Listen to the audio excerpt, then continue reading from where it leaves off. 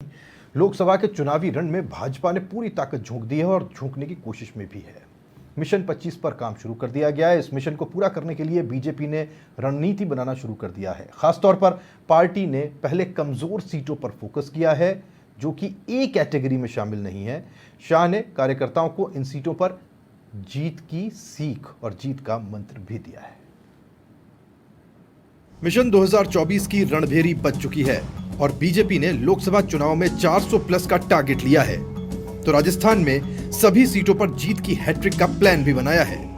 2014 और 2019 के बाद 2024 में भी बीजेपी राजस्थान में क्लीन स्वीप करते हुए इतिहास बनाना चाहती है। मिशन को पूरा करने के लिए राजस्थान में बीजेपी के चाणक्य माने जाने वाले अमित शाह ने कमान संभाल ली है और एक एक सीट पर जीत के लिए गणित को सेट करने में जुट गए हैं।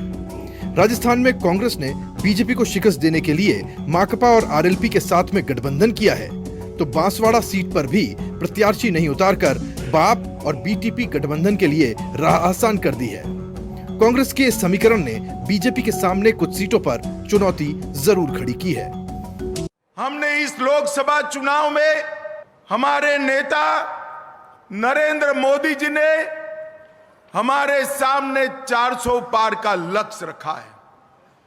400 से ज्यादा सीटें एनडीए जीतेगी और 370 से ज्यादा सीटें भारतीय जनता पार्टी जीतेगी और ये लक्ष्य की प्रतिपूर्ति कोई नेता नहीं कर सकता। कांग्रेस और खासकर सचिन पायलट समर्थकों को गुर्जर बाहुल्य क्षेत्रों में गुर्जर वोटों की आस है, तो बीजेपी को ऐसी सीटों पर मिल रही है बड़ी चुनौती।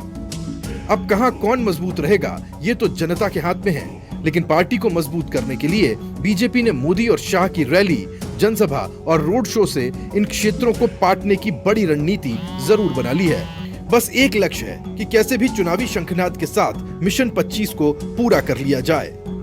कि लगातार 14 और 19 में आपने 25-25 सीट लोकसभा की हमें दी है, इस बार भी दोगे हमें पूरा भरोसा है, लेकिन इस बार जो मार्जिन होगा वो बड़ा मार्जिन होगा। एक भी बूथ ऐसा नहीं हो जहां कमल का फूल नहीं खिले और एक भी लोकसभा ऐसी नहीं हो जहां 5 लाख से कम वोटों से हम जीते हैं। यह मैं आपसे निवेदन करना चाहता हूं।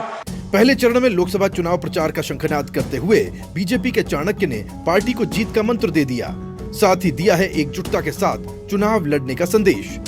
कमजोर सीटों पर जहां फीडबैक लिया तो वहीं तंदुरुस्ती का डोज भी दिया। अधिराज सिंह नरूका, समाचार प्लस, जयपुर।